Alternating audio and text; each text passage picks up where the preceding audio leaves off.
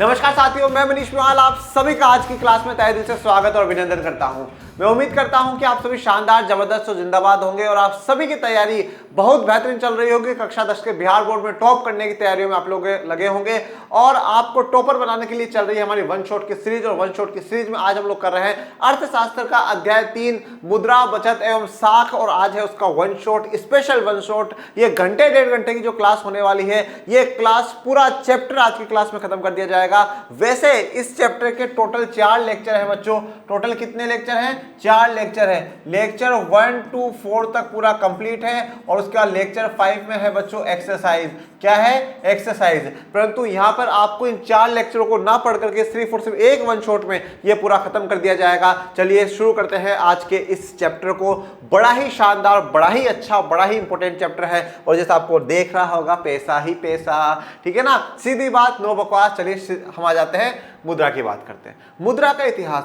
Alfred Marshall ने कहा है कि मुद्रा सबसे बेहतरीन आविष्कार लोगों में इसका एक है। मुद्रा की आवश्यकता हमें समय पर पड़ी है और एक बात और कही जाती है कि आवश्यकता ही आविष्कार की जननी है। जैसे जैसे हमें आवश्यकता होगी, हमें किसी वस्तुओं की जरूरत महसूस होगी, हम उन चीजों का आविष्कार करेंगे। जैसे कि फॉर एग्जांपल कोरोना से पहले ना हमें मास्क की इतनी जरूरत थी, ना हम लोगों को वैक्सीन की इतनी जरूरत थी, परंतु कोरोना के बाद उनकी जब जरूरत हुई तो हमने क्या करा? उनका निर्माण करा। तो जब आवश्यकता ही आविष्कार की जननी होती है, जैसे जैसे हमें आवश्यकताएं होंगी, हम कुछ ना कुछ चीजों का आविष्कार करेंगे। इसी प्रकार से एक समय ऐसा आया कि जब हमें मुद्रा की आवश्यकता हुई कि भाई मनी का इन्वेंशन होना चाहिए, मनी का आविष्कार होना चाहिए, तो मानव ने मनी का आविष्कार कर दिया, मुद्रा का आविष्कार कर दिया। परंतु उस मुद्रा का इतिहास क्या है? मुद्रा से पहले क्या चलता था? हमारे दादाजी परदादाजी, उनके दादाजी परदादाजी क्या इस्तेमाल करते थे, वो सब कुछ आज के लेक्चर में जानेंगे हम। इसमें उस सबसे पुरानी प्रणाली से लेकर के आज की जो मौजूदा ई बैंकिंग तक है, उस तक की चर्चा इस चैप्टर में करने वाला है। बड़ा ही शानदार चैप्टर है। चलिए शुरू करते हैं मुद्रा का इतिहास।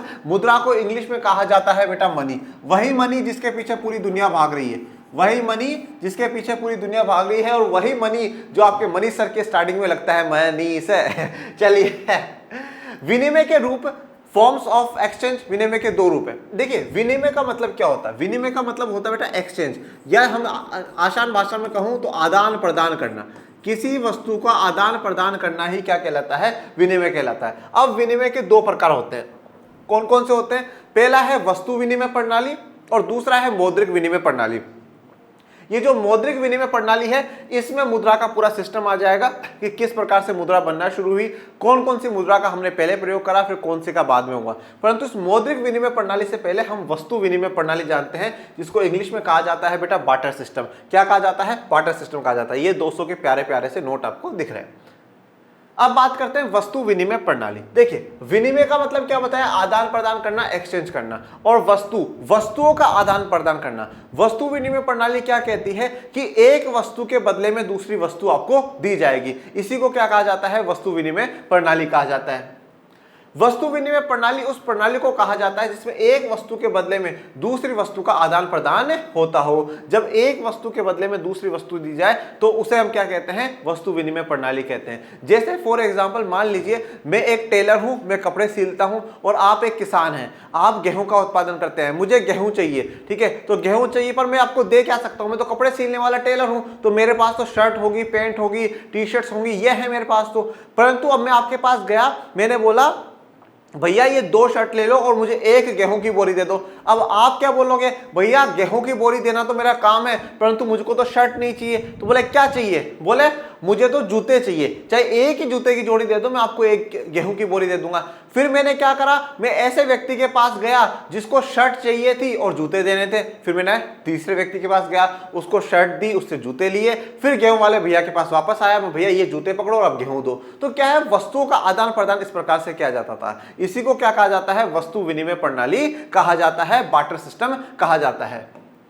उदाहरण, गेहूं से चावल बदलना, सब्जी से तेल बदलना, दूध से दही बदलना आदि। ठीक है, अब ये सारे जो वस्तु से एक वस्तु की जगह दूसरी वस्तु का खरीदना, ये किया जा रहा है, ये वस्तु विनिमय प्रणाली। ये वस्तु विनिमय प्रणाली बहुत पहले चला करती थी और वस्तु विनिमय प्रणाली की कुछ कमियां हैं, कुछ बुराइयां हैं वस्तु विनिमय प्रणाली की, वो अभी हम लोग पढ़ेंगे। पहले के समय में ये चल जाती थी, परंतु आज के दौर में हम लोग देखें ये बिल्कुल भी पॉसिबल नहीं है। वस्तु विनिमय प्रणाली पॉसिबल ही नहीं है, इसीलिए क्या हुआ? फिर मुद्रा का आविष्कार होता है। वस्तु विनिमय प्रणाली की कठिनाइयां, डिफिकल्टीज ऑफ बार्टर सिस्टम। सबसे पहले वस्तु विनिमय प्रणाली की कठिनाइयां, आवश्यकता के दोहरे संयोग का अभाव। अब एक एक चीज को बड़े अच्छे से समझिएगा। आवश्यकता के दोहरे संयोग का अभाव, संयोग का मतलब क्या होता है? कोइंसिडेंस। जैसे फॉर एग्जांपल मान लीजिए मैं मार्केट में गया और आप भी मार्केट में मुझे बाजार में मिल गए, ये संयोग की बात है। हम कोई प्लानिंग के साथ नहीं गए थे, मनीष सर भी 5 बजे मार्केट जाएंगे, मैं भी 5 बजे मार्केट जाऊंगा या जाऊंगी और मनीष सर से मिल लूंगा। ये एक संयोग की बात थी कि हाँ मैं भी चला गया और उसी टाइम आप भी आ गए तो अपन मिल गए, ये इसको कहा जाता है संयोग। अब इन्होंने क्या कहा? आवश्यकता के दोहरे संयोग का अभाव। अभाव का मतलब क्या है? कमी है, कमी है। अब जैसे क्या है, जो चीज मैं दे रहा हूं और जो मुझे चाहिए, ठीक है, सामने वाला वही खरीदे जो मैं दे रहा हूं और वही बेचे जो मुझे चाहिए। नहीं समझ में आया? कोई बात नहीं। जैसे अभी मैंने कहा कि मैं एक टेलर हूं, मैं कपड़े बेच सकता हूं। मैं गेहूं वाले भैया के पास गया, भैया मुझे कपड़े ले लो और गेहूं दे दो। तो अब क्या हुआ? ये दोहरे संयोग का कमी थी कि भाई मुझे जो बेचना था वो खरीद ले और जो मुझे चाहिए था वो बेचते। नहीं हुआ ना। उसने बोला नहीं मुझे कपड़े पहनने नहीं चाहिए, मुझे जूते लेकर क्या, जूते चाहिए। तो फिर मैं किसी ऐसे व्यक्ति के पास गया जो जूते देना चाहता हूँ और कपड़े लेना चाहता हूँ। बहुत से लोगों में फिर मुझे ढूंढना पड़ेगा। फिर मैं ढूंढ करके जूते लेकर के आया, फिर उसको जूते दिए और फिर गेहूं लिया। तो दोहरा संयोग नहीं होता। दोहरे संयोग का मतलब यही है कि मेरी जरूरत दूसरे के साथ मेल खा जाए, जो मैं चाहता हूं वैसा ही वो चाहे, जो मैं बेचना चाहता हूं वो खरीदना चाहे और जो वो बेचना चाहता हूं वो मैं खरीदना चाहता हूं। ये वस्तु विनिमय प्रणाली की सबसे बड़ी कठिनाई है। आसानी से मेल नहीं होता, आसानी से सहयोग नहीं होता कि हाँ जो मैं बेचना चाहता हूं वो खरीद ले और जो वो बेचना चाहता है मैं खरीद लूं। बिल्कुल भी पॉसिबल नहीं हो पाता, आसान काम नहीं है। फिर है मूल्य के सामान्य मापक का अभाव। मापक का मतलब क्या है? मापने का तरीका, इसकी भी कमी है। अब देखो आज तो क्या होता है, आज तो मैं कह दूं ये टी-शर्ट कितने की है? 500 रुपए की। घड़ी कितने की है? 2000 रुपए की। पेट जींस कितने की है? 400 रुपए की। ठीक है, ये मार्कर कितना है? क्या है? 50 रुपए का।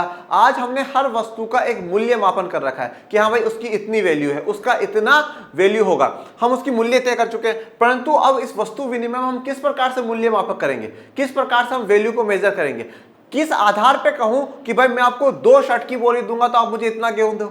कैसे कह दोगे? एक जूते की जोड़ी देने पर कितना गेहूं मुझे मिलेगा? कोई आइडिया नहीं है। आज तो तय कर रखा हमने 1 किलो गेहूं 20 रुपए, 30 रुपए, तो मैं 30 रुपए दूंगा, 1 किलो गेहूं ले आऊंगा, है ना। तो अब उस समय वस्तु का मूल्य मापक नहीं हो पाता था, हम वस्तु की जो वैल्यू है वो नहीं पता लगा पाते थे। मूल्य संचय का अभाव, हम मूल्य को संचय करके नहीं रख पाते थे। बहुत सी वस्तु ऐसी हुआ करती है जो जल्दी खराब हो जाती है। अब उन वस्तुओं को मुझे क्या करना पड़ता है? बेचना ही पड़ता था, चाहे उनके बदले में मुझे वो सामान मिले या ना मिले जो मैं चाहता हूं, पर मुझे वो वस्तु बेचने से सब्जी हो गई, दूध हो गया, ये मुझे बेचना ही पड़ेगा, चाहे मैं जो चाहता हूं वो मिले या ना मिले। परंतु अब आज क्या है? आज पैसा है, पैसा है, मैंने बेचा, चलो भाई मैं 30 रुपए का बेचना था, 28 में बिक गया, कोई बात नहीं। अब मैं पैसे को तो लंबे समय तक स्टोर करके रख सकता हूं ना, चाहूं जब तक स्टोर करके रख सकता हूं। 1 साल, 2 साल, 5 साल, 10 साल, 20 साल, मेरी इच्छा हो जब तक मैं स्टोर करके रख सकता हूं। तो मूल्य संचय का जो वैल्यू है उसको रखने का भी अभाव था। सहविभाजन का अभाव, सहविभाजन का अभाव मतलब क्या है? हम कुछ चीजों को डिवाइड नहीं कर सकते, हम बांट नहीं सकते। अब जैसे कि भैया मैंने कहा कितनी शर्ट पर आप कितना किलो गेहूं दोगे, तो ये पॉसिबल नहीं है कि हम कितनी शर्ट कितना। अब आज क्या होता है? आज हर चीज पता होती है। जैसे मैं गया दुकानदार के पास, मैंने बोला भैया एक बढ़िया सी ड्रेस दिखाओ, उसने दिखाया, बोले सर ये शर्ट 1000 की और ये जींस 1500 की, 2500 की ड्रेस है। मैंने बोला यार देखो 2500 रुपये तो नहीं है, एक काम करो आप शर्ट पे कर दो, 1000 रुपये लो। तो हमने क्या कर लिया? इजीली विभाजन कर लिया, इजीली हमने डिवीजन कर लिया। परंतु उस समय में वो डिवीजन पॉसिबल नहीं हो पाता कि कैसे, किस आधार पर आप कितना दोगे, कितना दोगे, ये क्योंकि मूल्य मापक भी नहीं था। भविष्य के भुगतान की कठिनाई, अब भविष्य में आप भुगतान कैसे करोगे? आज तो क्या होता है, आज तो जैसे मैंने आपको कहा कि बेटा प्लीज ये आपका मोबाइल फोन मुझे दे दो, बोले ठीक है सर ले जाओ, मैं इसका पेमेंट भविष्य में कर दूंगा। आजकल आप देखते हो लोग गाड़ी खरीदते हैं तो ईएमआई पे खरीदते हैं कि हम भविष्य में पेमेंट कर देंगे, मोबाइल खरीदते हैं ईएमआई पे खरीदते हैं कि हम भविष्य में पेमेंट कर देंगे, चाहे उस पर थोड़ा बहुत एक्स्ट्रा ब्याज लग करके हम पैसा देते हैं, परंतु भविष्य में जो पेमेंट है वो पॉसिबल हो जाता है। वस्तु विनिमय प्रणाली में संभव नहीं है। जैसे कि एक उदाहरण मैं आपको दूं, मैंने बोला कि आपके पास में आया और आपके घर में एक गाय थी, मैंने बोला यार बेटा ये गाय आप मुझे दे दो, मैं 2 साल बाद लौटा दूंगा। आपने बोला ले जाओ सर। 2 साल बाद मैंने आपको वो की वो गाय वैसी की वैसी बिल्कुल तंदुरुस्त हट्टी खट्टी गाय ला करके आपको दे दी, परंतु 2 सालों तक उस गाय के गोबर से मैंने मेरे कृषि में काम करा, कृषि में इस्तेमाल लिया, उसका दूध को मैंने बेच करके जीवन जिया, उसका दूध घी मक्खन खाया, ये सब फायदे कौन देखेगा? किसी ने नहीं देख पाया। ठीक है, तो उसकी वैल्यू कैसे तय करूंगी? 2 साल तक मैं अपने पास गाय रखूंगा तो कैसे भाई क्यों वो गाय मुझे क्यों देगा और क्या मैं उसके बदले में उसको रिटर्न दूंगा, तो ये बड़ी बात है। तो परंतु आज के समय में ऐसा नहीं है। आज अगर हमें किसी से 1 लाख रुपए लेते हैं तो वो बोलता भैया इतना ब्याज है, इतना ब्याज दे दियो और पैसे ले जा, कोई दिक्कत वाली बात नहीं है। मूल्य हस्तांतरण की समस्या, आप वैल्यू को ट्रांसफर नहीं कर सकते थे, आप वैल्यू को ट्रांसफर नहीं कर सकते। आज तो हम लोग कर सकते हैं वैल्यू को ट्रांसफर। आज मान लीजिए ये घड़ी मेरे पास है, ये घड़ी मेरे पास है, मैंने किसी दूसरे को दे दी, तो अब इसकी जो वैल्यू है वो उसकी हो जाएगी कि हाँ भाई ठीक है मैं इसको 500 बेचना है, तो अब वो आगे जाके उसको 500 बेच सकता है। तो मैंने अपनी वैल्यू जो है उसको ट्रांसफर कर दी। मूल्य हस्तांतरण की समस्या, ये सारी समस्याएं हमें वस्तु विनिमय प्रणाली में देखने को मिली। और वस्तु विनिमय प्रणाली आज के मौजूदा दौर में तो बहुत ज्यादा कठिन है। क्यों? क्योंकि बेटा आज बहुत भारी जनसंख्या है, आज जनसंख्या ज्यादा है, आज लोगों की आवश्यकताएं बहुत ज्यादा है, लोगों की जरूरतें, लोगों की इच्छाएं बहुत ज्यादा है। जब जरूरतें इच्छाएं बहुत ज्यादा है तो मैं कहां कहां ढूंढूंगा कि भाई मैं कपड़े बेचने वाला हूं, कोई मुझे जूते देने वाला मिल जाए, मैं गेहूं खरीद करके ले आऊं, बिल्कुल भी पॉसिबल नहीं है ना, बिल्कुल भी पॉसिबल नहीं। इसलिए हमें जरूरत थी कुछ एक नई व्यवस्था की। और शुरुआत में मैंने एक बात कही है, आवश्यकता ही आविष्कार की जननी होती है। और अभी मैंने कहा हमें जरूरत थी एक नई व्यवस्था की, इसलिए एक नई व्यवस्था का जन्म होगा जो कि मुद्रा की होगी। अब बात करते हैं मौद्रिक विनिमय प्रणाली, या जिसे इंग्लिश में कहा जाता है मॉनेटरी सिस्टम। इन्हीं कठिनाइयों को दूर करने के लिए मुद्रा का आविष्कार किया, इन्हीं कठिनाइयों को दूर करने के लिए मुद्रा का आविष्कार करा गया है। अब मनी का इन्वेंशन हुआ। अब आप इतनी देर से सोच रहे होंगे सर ये मनी होता क्या है, मुद्रा क्या है। अभी हम इसकी पूरी डेफिनेशन पढ़ेंगे, परंतु एक सिंपल से फॉर्म में मैं आपको बताऊं, वस्तु विनिमय प्रणाली की सारी कठिनाइयों को दूर करने वाली व्यवस्था या वस्तु जो है वही मुद्रा है। ठीक है, जहां में दोहरे संयोग का अभाव नहीं होगा, जहां पे मूल्य मापक हो सकता है, विभाजन कर सकते हो, जितनी भी कठिनाइयां वहां पर थी वो कठिनाइयां आपको मुद्रा में ना देखने को मिले, वही मुद्रा है। और एक और बात, सब जगह स्वीकार्य हो वह मुद्रा है। आज आप मुझे जो बंद हुए 500 1000 के नोट दोगे मैं नहीं लूंगा, परंतु जो आज 500 1000 के नोट चल रहे हैं वो मैं ले लूंगा, कोई दिक्कत नहीं। मैं भी स्वीकार करूंगा, एक दुकानदार भी स्वीकार करेगा, सरकार भी स्वीकार करेगी, बैंक भी स्वीकार करेगा, सब स्वीकार करेंगे। तो स्वीकार्य जो होती है वही मुद्रा कहलाती है। और इसके भी हम आगे डेफिनेशन पढ़ लेंगे। इस प्रणाली में पहले कोई व्यक्ति अपनी वस्तु या सेवा को बेचकर मुद्रा प्राप्त करता है और फिर उस मुद्रा से अपनी जरूरत की अन्य वस्तु प्राप्त करता है। तो इस प्रणाली में, मौद्रिक विनिमय प्रणाली में क्या होता है, पहले कोई भी व्यक्ति अपनी वस्तु या सेवा को बेचकर मुद्रा प्राप्त करता है। मतलब हम पहले कोई काम करते हैं, मान लीजिए मैं कोई फैक्ट्री में काम कर रहा हूं, मैंने वहां से पैसा लिया, ठीक है, या मैंने जैसे आज आपको सेवा दी, मैंने आपको पढ़ाया, मुझे पैसा मिला, तो पहले मैं क्या है पैसा लेता हूं, पहले मैं मुद्रा ले लेता हूं और फिर जैसे जब मुझे जिस चीज की जरूरत होती है मैं वो सामान खरीद लेता हूं। मुझे घड़ी की आवश्यकता थी, मैं घड़ी की दुकान पर गया, पैसे दिए, घड़ी खरीद ली। मुझे शर्ट की आवश्यकता थी, पैसे दिए, मैंने शर्ट खरीद ली। तो पहले हम लोग क्या करते हैं, जो हमारे पास वस्तु और सेवा होती है उनको बेच करके आय प्राप्त करते हैं, मुद्रा प्राप्त करते हैं, और फिर जो मुद्रा हमारे पास है उस मुद्रा से हम वह सारी वस्तु खरीद लेते हैं जो हमें चाहिए। तो बाय और सेल, खरीदना और बेचना हम आसानी से कर सकते हैं। मतलब अब खरीदने और बेचने के बीच में एक आधार है, एक बीच में मध्यस्थता करने वाला कौन है, मुद्रा है। मुद्रा कह रहा है दुकानदार जिससे आप सामान खरीद रहे हो वो भी मुद्रा को एक्सेप्ट कर लेगा, और आप जिनको अपना सामान बेच रहे हो वो भी आपको मुद्रा देंगे, तो मुद्रा स्वीकार्य हो जाएगी, सब उसको एक्सेप्ट कर लेंगे। क्योंकि इस प्रणाली में मुद्रा विनिमय के माध्यम का कार्य करती है। विनिमय का मतलब क्या है, आदान प्रदान। जो आदान प्रदान हो रहा है उसके माध्यम का कार्य कर रही है कि भाई आदान प्रदान में जो मध्यस्थता निभाऊंगी वो मैं निभाऊंगी, मैं मुद्रा हूं। तुम मुझे पैसे दो, मैं ये पैसे लिए, इधर से खरीद लिया, वो कर लिया, तो मुद्रा विनिमय का माध्यम है। पहले विनिमय का माध्यम कुछ ही नहीं था, वस्तु विनिमय प्रणाली में विनिमय का माध्यम नहीं था, मैं अपनी वस्तु दूं, वो अपनी वस्तु दे, परंतु अब एक माध्यम है, पैसा, मुद्रा, वो मुद्रा होगी, हम कुछ भी खरीद सकते हैं, कुछ भी बेच सकते हैं, कोई दिक्कत वाली बात नहीं है। अब विनिमय का माध्यम, मीडियम ऑफ एक्सचेंज को थोड़ा सा समझते हैं।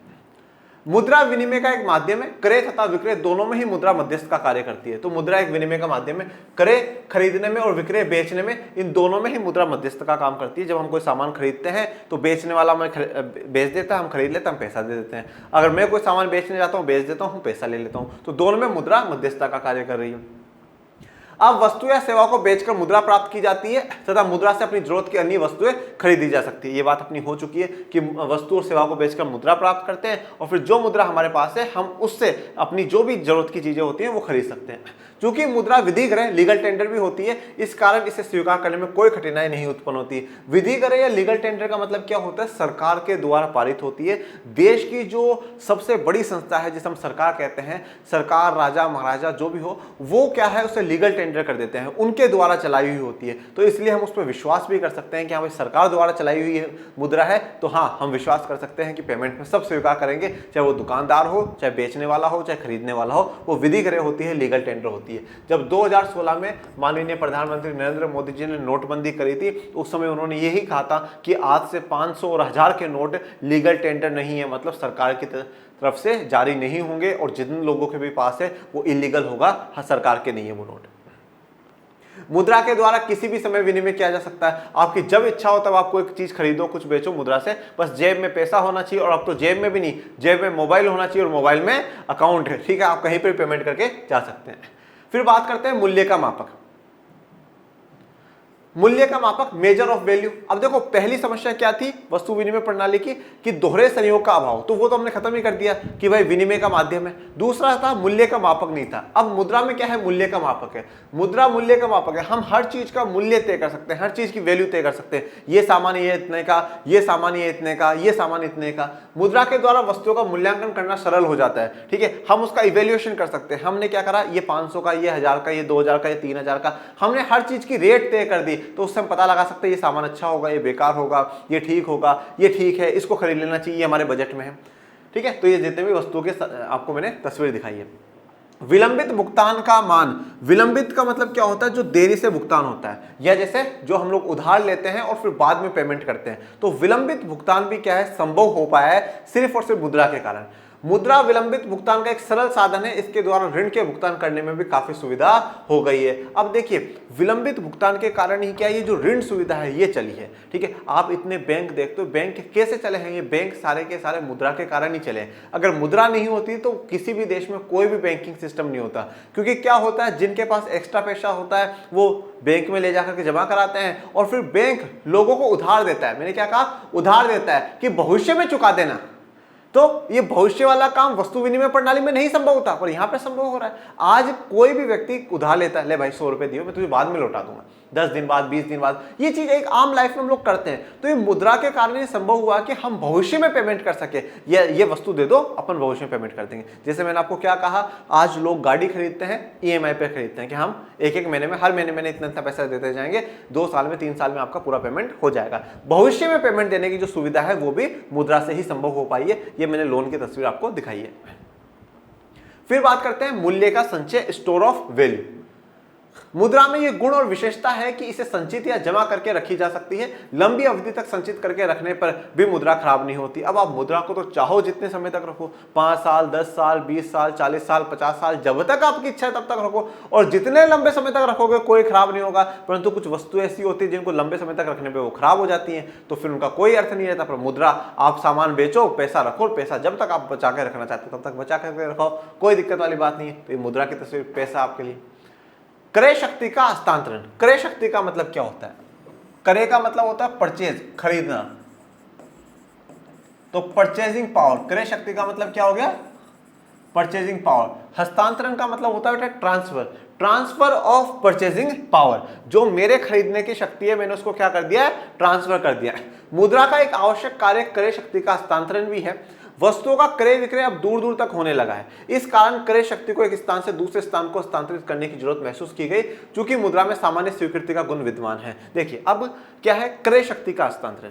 कोई भी चीज परचेज करने की आप में पावर कितनी है, परचेज करना मतलब खरीदने की आप में क्षमता कितनी है, और खरीदने की क्षमता कितनी है ये कैसे पता लगाया जाएगा, आपकी जेब में कितना पैसा है। आपके पास जितना पैसा है आप उतनी महंगी से महंगी वस्तु खरीद सकते हैं। अब मैंने क्या करा, मैंने ये बोला ये व्यक्ति है, मैंने उसको 10,000 रुपए दे दिए।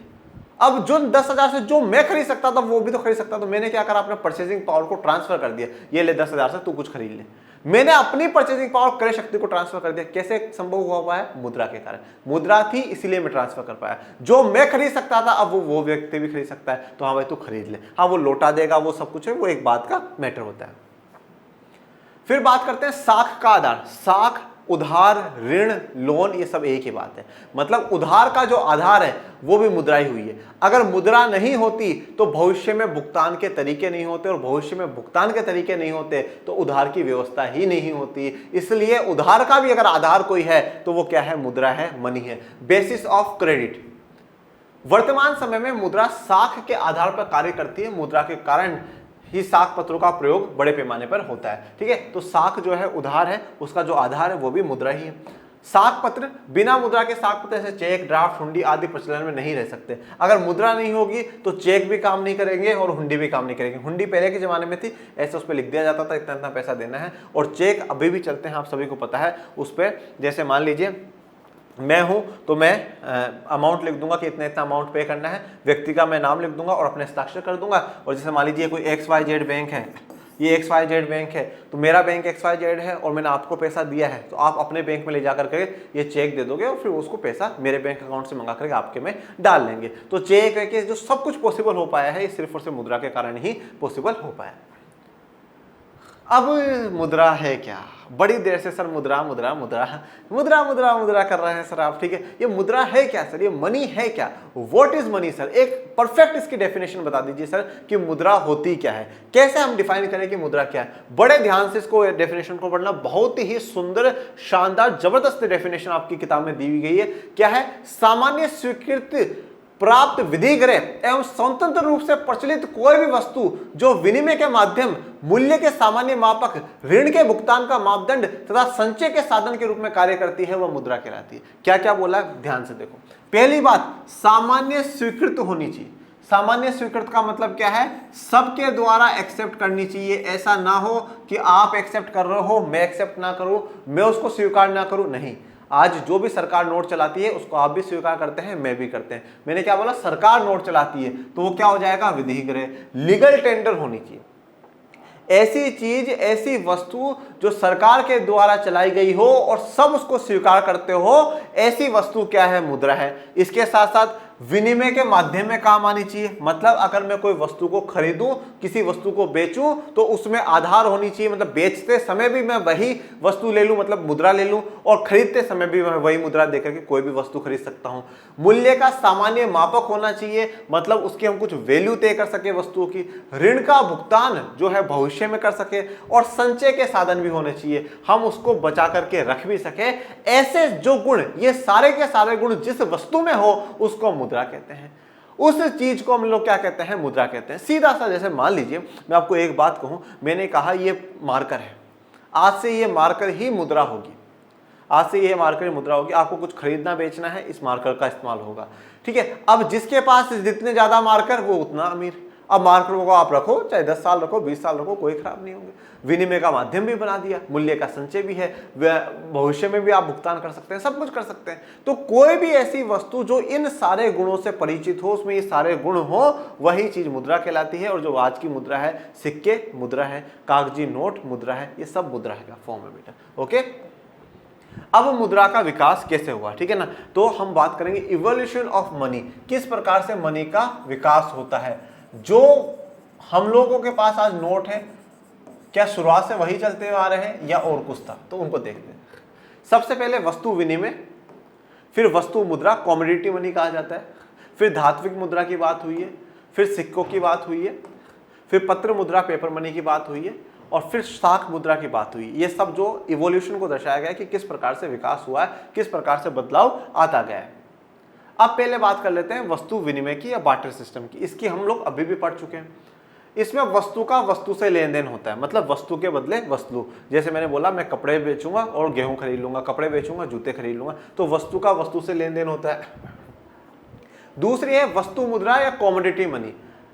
प्रारंभिक काल में किसी एक वस्तु को मुद्रा के कार्य संपन्न करने के लिए चुन लिया गया। देखो, पहले वस्तु विनिमय चला करती थी, फिर वस्तु मुद्रा आई। इसमें क्या करा गया? एक वस्तु को आधार बना लिया गया। जैसे मैंने अभी कहा ना मार्कर, तो मैंने इसको क्या कर लिया? आधार बना लिया। जिसके पास जितने मार्कर हो गए वो उस हिसाब से अपना काम कर सकता है। अब मुझे कपड़े खरीदने जाना है तो भी मुझे मार्कर ही देने पड़ेंगे। अगर मुझे कोई सामान में बेच रहा हूं तो लोग मुझे मार्कर ही देंगे। तो एक वस्तु को क्या है? बीच में आधार बना लेना। वस्तु विनिमय अलग है और वस्तु मुद्रा अलग है। यहां पर हमने एक वस्तु को आधार बना लिया है कि भैया ये वस्तु दो और कोई भी सामान ले जाओ। शिकारी युग, हंटिंग एज में खाल या चमड़ा पशुपालन युग में कोई पशु जैसे गाय या बकरी तथा कृषि युग में कोई अनाज जैसे कपास गेहूं आदि को मुद्रा का कार्य संपन्न करने के लिए चुना गया था तथा इन्हें मुद्रा का रूप में प्रयोग किया गया। शिकारी युग की बात करूं तो जैसे खाल हो गई जो स्किन होती है वो, चमड़ा हो गया, इनको आधार बना ले कि हाँ भाई खाल और चमड़ा दो और कोई भी वस्तु ले जाओ। पशुपालन युग में बात करूं तो कोई गाय कोई बकरी ये दे के चले जाओ। कृषि युग में कपास गेहूं ये दे जाओ और कोई भी सामान लेकर के चले जाओ। तो ये क्या हो गया, एक वस्तु को आधार बना दिया कि इस वस्तु के आधार पर ही आप कोई भी वस्तु खरीद या बेच सकते हैं। फिर बात करते हैं धात्विक मुद्रा की। धात्विक मुद्रा का मतलब है जिसमें धातु का प्रयोग हुआ हो। बेटा किसका? धातु का प्रयोग हुआ हो, जिसमें धातु का प्रयोग होता है। धातु क्या होते हैं? मेटल्स, ये आप सब साइंस में पढ़ते हैं, ठीक है। अब धातु में सोना चांदी लोहा पीतल तांबा सब कुछ आ जाता है। मुद्रा जो पीतल और तांबा इत्यादि धातु से बना होता है उसे धात्विक मुद्रा कहते हैं। किसी भी धातु से किसी भी मेटल से बना हो उसको हम लोग क्या कहेंगे? धात्विक मुद्रा कहेंगे। जैसे सिक्के हैं ये भी एक धातु से, ये मेटल से ही बनते हैं। पहले के समय में राजा महाराजा सोने के सिक्के चलाया करते थे, चांदी के सिक्के वो लोग चलाया करते थे। तो ये चांदी के सोने के ये जो सारे सिक्के चलाते थे ये क्या है? ये धात्विक मुद्रा थी, धात्विक मुद्रा थी, धातु से बनी हुई मुद्रा चला करती थी। अब फिर उसके बाद सिक्के, धात्विक मुद्रा या सिक्का एक ही बात है बेटा, पर अलग अलग किताब में दे रखा है इसलिए मैं आपको अलग अलग बता देता हूं। सोने चांदी आदि से बना वह वस्तु जो देश के सार्वभौम सरकार की मोहर से चालित होता हो उसे सिक्का कहते हैं। सार्वभौम सरकार मतलब ऐसी सरकार जो सभी लोगों की हो, ठीक है, देश में, उस सरकार के द्वारा चलाया गया सिक्का जिसपे सरकार की मोहर लगी हुई, जैसे राजा महाराजाओं की लगी रहती थी, वो चलता है, उसको क्या है? मुद्रा माना जाता है। ये सोने की तस्वीर और ये सिक्कों की तस्वीर आपको दिखाई, सिक्के तो आप अभी भी देखते हैं। फिर बात करते हैं पत्र मुद्रा या पेपर मनी। देश की सरकार तथा देश के केंद्रीय बैंक के द्वारा जो कागज का नोट प्रचलित किया जाता है उसे पत्र मुद्रा या कागजी मुद्रा कहते हैं। देश की सरकार और देश का केंद्रीय बैंक, केंद्रीय बैंक क्या है बेटा? हर देश में एक केंद्रीय बैंक होता है, एक सेंट्रल बैंक होता है जो कि देश के सारे बैंकों को कंट्रोल करता है। हमारे देश का केंद्रीय बैंक कौन है? भारतीय रिजर्व बैंक। कौन है बेटा? भारतीय रिजर्व बैंक, जो कि आपको हर नोट पे लिखा हुआ दिखता होगा। भारतीय reserve bank, reserve bank of India, ये हमारा केंद्रीय बैंक है, सेंट्रल बैंक है। हर देश में एक ही केंद्रीय बैंक होता है, ठीक है, 10-12 नहीं होते, एक ही केंद्रीय बैंक होता है। हमारे भी एक ही है, भारतीय रिजर्व बैंक। इनके पास बहुत सारे कार्य होते हैं, जैसे कि नोट छापना भी इन्हीं का कार्य है। तो सरकार और केंद्रीय बैंक के द्वारा जो कागज के नोट अभी चलाए गए हैं उन्हीं को हम क्या कहते हैं? पत्र मुद्रा या पेपर मनी कहते हैं। 2 रुपए या इससे अधिक के सभी कागजी नोट देश के केंद्रीय bank, reserve bank of India के द्वारा चलाए जाते हैं। 2 रुपए से लेकर करके जितना भी बड़ा कोई नोट होगा वो सारे के सारे कौन चलाएगा? केंद्रीय बैंक चलाएगा, रिजर्व बैंक ऑफ इंडिया चलाएगा। रिजर्व बैंक ऑफ इंडिया का जो सबसे बड़ा अधिकारी होता है उसको गवर्नर कहते हैं और वही गवर्नर के क्या होते हैं? हस्ताक्षर होते हैं। जैसे कि मैं अभी आपको दिखाता हूं, ठीक है, ये जैसे 100 का नोट है, ठीक है। अब 100 के नोट में अगर आप देखेंगे तो यहाँ पे गवर्नर के हस्ताक्षर है। क्या लिखा रहता है? मैं धारक को 100 रुपए अदा करने का वचन देता हूं, गवर्नर साहब का नाम है। इंग्लिश में I promise to pay the bearer the sum of 100 rupees, ठीक है। उनके हस्ताक्षर होते हैं, वो आरबीआई के सबसे बड़े अधिकारी होते हैं जिनको नियुक्त कौन करती है? कौन बनाती है? सरकार बनाती है। 2 रुपए से लेकर के कोई सा भी बड़ा नोट हो देश में वही जारी करते हैं।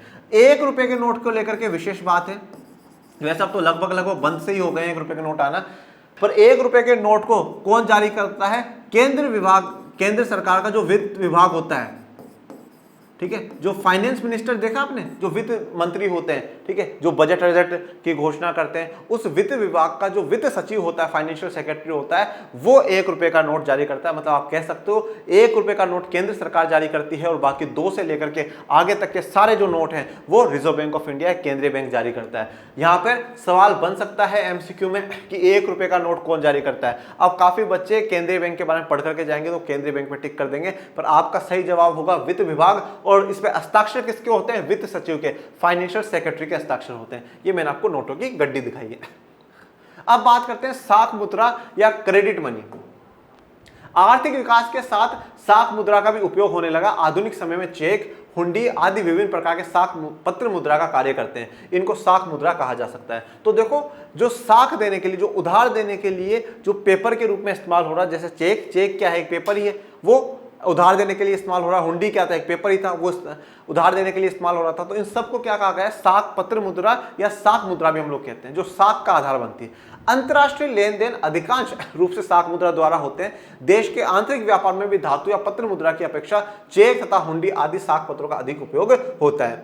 देखिए जहां जहां बड़े बड़े पेमेंट करने होते हैं, चाहे वो इंटरनेशनल पेमेंट करने हो, चाहे देश के अंदर ही बड़ा पेमेंट करना हो, लोग जनरली किस चीज का इस्तेमाल करते हैं? चेक का इस्तेमाल करते हैं। वो सिक्के देना, अब एक बात हो तो कितने सिक्के दोगे यार आप? मान लो मुझे 1 लाख का पेमेंट करना है, मैं कितने सिक्के दूंगा? नोट तो चलो 1 लाख फिर भी दे सकते हैं, मान लो मुझे 50 लाख का पेमेंट करना है, तो फिर मैं क्या कर दूंगा? एक चेक काट दूंगा, वो अपने बैंक में जाकर करके पैसे निकलवा लेगा, मुझे कोई दिक्कत नहीं है। फिर बात करते हैं एटीएम चाहे डेबिट कार्ड। अब कुछ दो प्लास्टिक कार्ड भी हर जगह चलते हैं, एक डेबिट कार्ड और एक क्रेडिट कार्ड। इन्हें हम प्लास्टिक कार्ड कहते हैं क्योंकि प्लास्टिक के बने हुए रहते हैं। आप लोगों ने नहीं तो आपके घर वालों ने इस्तेमाल करा होगा, आप अपने घर वालों के देख भी सकते हैं। पहला होता है एटीएम या डेबिट कार्ड। प्लास्टिक के मुद्रा का एक रूप एटीएम है। एटीएम की फुल फॉर्म क्या है? ऑटोमेटिक टेलर मशीन या स्वचालित टेलर मशीन। यह मशीन 24 घंटे रुपए निकालने तथा जमा कराने की सेवा प्रदान करता है। तो ये एटीएम की तस्वीर है। यहाँ से वो जो एटीएम होता है वो ऐसा इस फॉर्म में होता है, ठीक है। वो आप यहाँ से डालेंगे, अपना पिन नंबर डालेंगे एटीएम का, वो आपसे पूछेगा और फिर वो आपको जितने पैसे आपको चाहिए जो आपके अकाउंट में है, ठीक है, 24 घंटे पैसे जमा कराने निकालने की सुविधा देने का मतलब ये नहीं है कि जब जाओ तब निकालो। जितने आपके बैंक के अकाउंट में आपने जमा करा रखे हैं आप उतने ही निकाल सकते हैं। आप हर किसी का कोई भी पैसा नहीं निकाल सकते। तो जितने जमा है उतना आप निकाल लीजिए, परंतु आपको बैंक नहीं जाना पड़ेगा, बैंकों की लाइन में नहीं लगा रहना पड़ेगा। ये 24 घंटे सुविधा चालू रहती है। आप रात को भी 12 बजे आपको पैसों की जरूरत हुई तो आप एटीएम से पैसा निकाल सकते हैं। एटीएम कार्ड मिलने के बाद एक गुप्त पिन नंबर होता है जो कि आपको जब आप इसमें डालते हो तो आपसे पूछता है pin, enter your pin number, जिसकी सहायता से एटीएम कार्ड को एटीएम मशीन में डालने के बाद रुपया निकाला जा सकता है। तो जिसके बाद आप क्या, जैसे पिन नंबर डाल दोगे तो फिर आप आसानी से पैसा निकाल सकते हो, फिर आपके पास पैसा ही पैसा। फिर दूसरा होता है क्रेडिट कार्ड। क्रेडिट कार्ड के अंतर्गत ग्राहक की वित्तीय स्थिति को देखते हुए बैंक उसके साख की एक राशि निर्धारित कर देती है, जिसके अंतर्गत वह अपने क्रेडिट कार्ड के माध्यम से निर्धारित धनराशि के अंदर वस्तु और सेवाओं को खरीद सकता है। क्रेडिट कार्ड क्या होता है? ये बैंक एक हमारी सीमा तय कर देता है। जैसे मान लीजिए उसने कहा 40,000 रुपए तक का आप कोई भी वस्तु या कुछ भी खरीद सकते हैं। तो जैसे मान लीजिए मेरे पास मेरा क्रेडिट कार्ड है और मेरी लिमिट 40,000 है, तो अब 40,000 तक मैं कुछ भी, जैसे मान लीजिए मैं किसी दुकान पर गया, मेरे पास कैश नहीं था, तो मैंने बोला ये मेरा क्रेडिट कार्ड लो, स्वाइप कर लो, पैसे आपके अकाउंट में आ जाएंगे। अब जैसे 40,000 रुपए से ऊपर में जाऊंगा मेरा कार्ड ब्लॉक कर दिया जाएगा, क्योंकि मेरी सीमा कितनी थी? 40,000 तक की थी। 40,000 से ज्यादा का मैं नहीं खरीद सकता हूं, 40,000 ही मेरी सीमा है। तो 40,000 तक का होते हुए कार्ड क्या ऑटोमेटिकली ब्लॉक हो जाएगा, बंद हो जाएगा। फिर मुझे बैंक जाकर के उसको वापस रिन्यू कराना पड़ेगा, फिर से चालू कराना पड़ेगा। जैसे ये एक क्रेडिट कार्ड मैंने आपको दिखाया।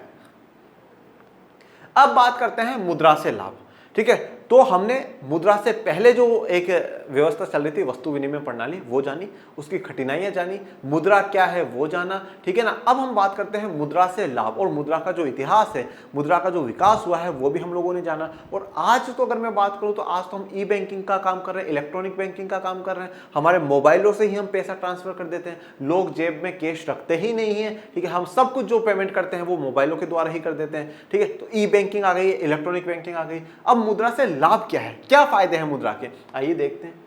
सबसे पहले मुद्रा से उपभोक्ता को लाभ, मुद्रा से उत्पादक को लाभ, मुद्रा और साख, वस्तु विनिमय प्रणाली की कठिनाइयों का निराकरण, फिर मुद्रा और पूंजी की तरलता, मुद्रा और पूंजी की गतिशीलता, मुद्रा और पूंजी निर्माण, मुद्रा और बड़े पैमाने के उद्योग, मुद्रा और आर्थिक प्रगति, मुद्रा और सामाजिक कल्याण।